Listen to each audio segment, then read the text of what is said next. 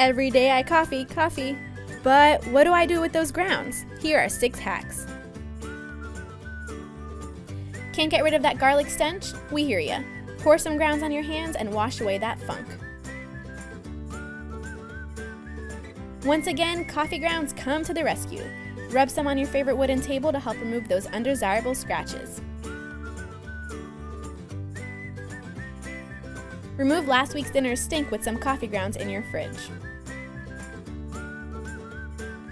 We all get a little carried away when we cook, and coffee gets that. Sprinkle some grounds on burnt food stains, add water, and scrub away.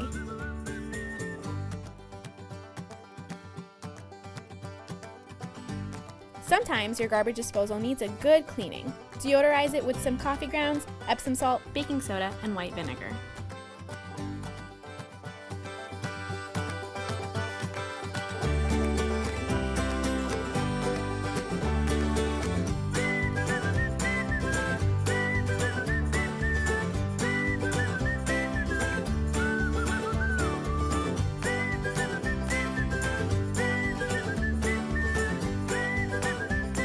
And of course, as if it's not already a magic bean, sprinkle it on your soil to brighten those buds.